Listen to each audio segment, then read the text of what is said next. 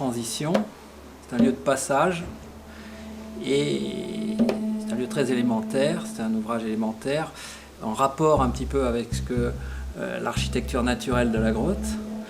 Et puis aussi c'est un lieu qui fait ce rapport par son passage avec le temps.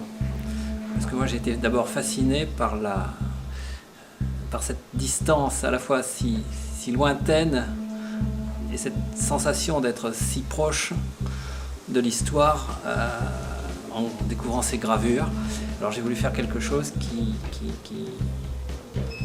fasse sentir cette proximité avec cette humanité d'il y a 30 000 ans.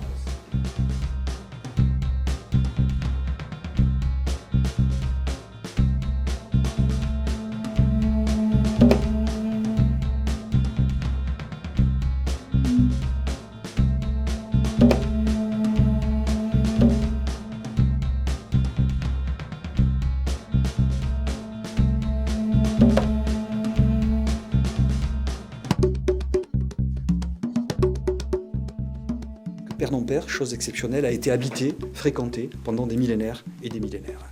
C'est pour cela que l'on pense de plus en plus au côté peut-être mystique, religieux, sacré, voire chamanique de ce genre d'endroit où se pratiquaient des rites, des rituels certainement très importants pour ces cultures de la préhistoire, mais où les hommes, les femmes préhistoriques habitaient très peu souvent.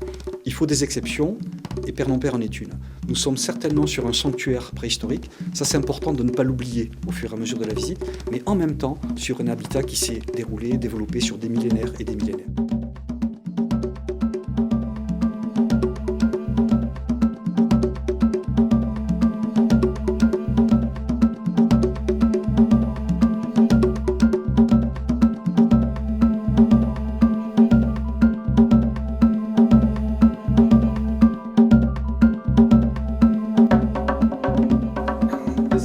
Zébrèrent l'épaisseur opaque de la pluie et semblèrent frapper le sol aveuglément à sa poursuite.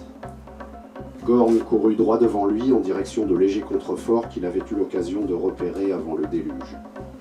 La terre froide et dure de la steppe devenait au fil de sa fuite un véritable bourbier où plusieurs fois il manqua de tomber. Il lui sembla que sa course n'en finirait jamais. Après bien des lunes, le jeune homme et l'ours avaient tissé des liens solides. Une confiance mutuelle s'était progressivement installée entre eux.